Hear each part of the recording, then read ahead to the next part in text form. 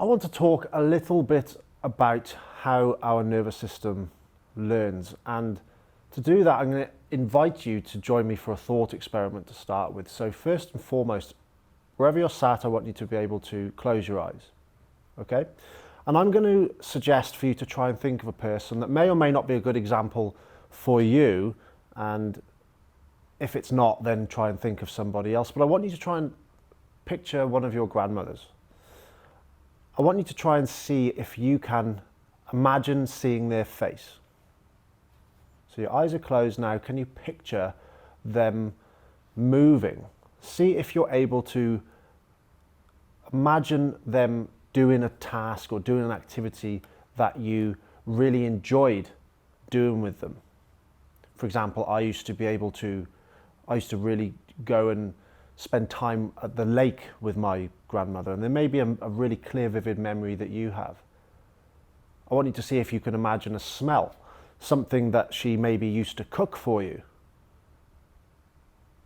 and open your eyes.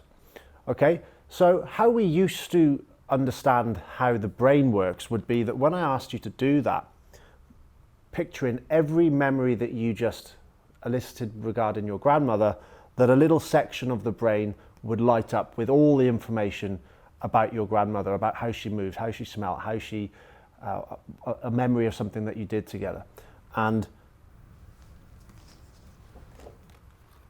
how we actually understand would have been that every part of your brain that processes the different things would have actually been activated there in this sort of neural signature, as we would call it, or a tag.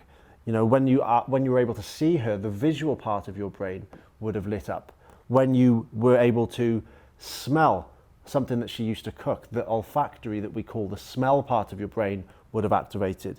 If you could see her moving, the movement part of your brain would have been activated.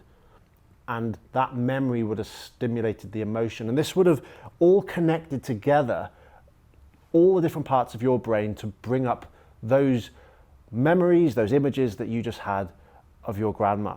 And that's visible on, how do we know that? We can see that on an MRI scanner. And again, you don't need to be able to read this MRI scanner, but this top line here would be a scan of somebody who is sat nice and quietly. And then when we ask them to be able to picture their grandma, the early research with this was done with grandma, so they're called grandma neurons, but you'll see the relevance of this in a second. All those red blobs across there in all the different parts of the brain, the bits that process movement, the bits that process smell, the bits that process emotion, all of these lit up in these variable individual patterns depending on your individual memories of your grandma. Why are we talking about this? Well, this is exactly how pain works, because we used to think that there was one section of the brain that processed pain, and now we know that all of the different things that contribute towards pain involve all the different parts of our brain. You know, there's a video in your workbook that illustrates beautifully this by Lorimer Moseley, someone who's a very clever neuroscientist and also good storyteller, where he tells the story of how he's walking in the Australian bush, and he gets, you know, it's something that he's done all the time. The actual movement, he's able to, you know, walk through the bush, he's able to remember what he could see, and it was an everyday activity, and he would scratch his legs every now and then. But then one day, a snake bites his leg and he nearly dies. So he doesn't die, but then he is able to make a full recovery, and further down the line in the future, when walking back in the bush, the same input into his leg was actually a twig, but he hit the floor in writhing agony. His nervous system had learned in the past that was really dangerous, you nearly died, and it gave him an enormous pain experience based on the context, based on his memory, based on his experiences, based on the sensory information coming in from his leg. His nervous system had learned that he needed protecting. And that's really, really important to be able to help us understand here, is that this is how our nervous system will often work. It's called associative learning. I was also privileged enough to have a little bit of time with my sister's new dog recently, where we were training him to be able to do some tricks. And most people will be familiar around Pavlov's dogs, which was studies right back in the 30s around how you could take something that would be a normal response. So for example, the dog would salivate to food, sees the food, smells the food, and the output would be to salivate in preparation for eating the food. Now, if we bring this into this neural signature, what we know is that he's seeing the food, so that part of the brain lights up, the smell, and the output is salivation. Now, if we do something else at the same time, for example, ring a bell, so the auditory or the hearing part of the brain is activated and being triggered at the same time, those actions become what we would call wired together. So that ultimately, if every time we show the puppy food, we ring a bell, it doesn't take very long that the puppy will associate that the bell means food. So you can cause salivation by simply ringing the bell. Associative learning. And that is something that is going to be very, if you have a dog, you're able to really reward the dog to be able to string together some really intricate behaviors, because if you give a positive reinforcement, we're more likely to do the activity again.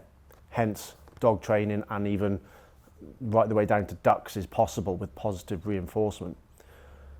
But what we also know is that if the outcome of an action is negative, then we are less likely to do it again. So whilst I could train a puppy to be able to give paw on the command of saying paw, and I give him a treat, if alternatively I don't give it a treat when I ask for paw, I give it a little electric shock, that is going to ultimately lead to the puppy learning, I don't want to do that, that was a bad outcome, I'm not going to offer my paw again.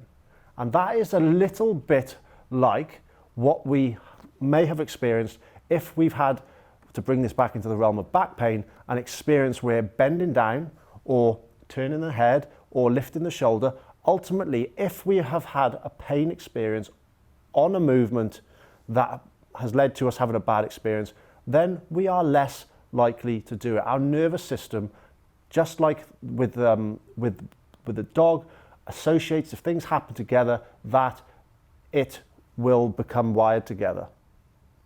And that is one of the ways that we can try and we can understand how pain can persist beyond tissue healing times, to be able to, our nervous system can learn to protect us. Okay? Now, one of the first steps is to be able to appreciate this and understand this to make it make sense, because what we can also do then is, if we appreciate that this neural signature or this neural tag that has potentially associated that bending down, for example, is a problem, that's caused me weeks of back pain in the past, nervous system gives us pain to be able to protect us. Well, is there a way that we can change something, whether it be the context, whether it be the way that we move, whether it be our perspective, to be able to change the experience? And that's something that is going to be littered throughout this program, and it's what we would call novel movement.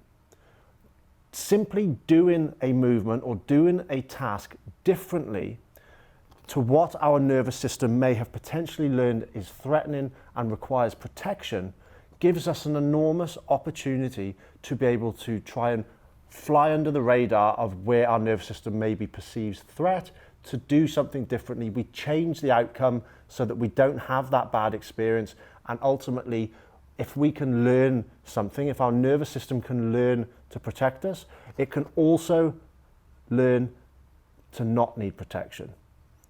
And the bioplasticity of our nervous system, it's changing right the way up to the point that we die, is that we want to be able to give our nervous systems evidence of safety. It's why a positive experience with movement is so important throughout this program, and simply the fact of you exposing yourself to learn to be able to bend down, to be able to learn to twist, to be able to experience these movements in a different way could be a really powerful vehicle for doing that. It's why play and novel movement in all its different forms is something that we're incredibly passionate about, and will be able to expose you to either through this program or outside of this program, that doing new movements can be therapeutic in and of itself.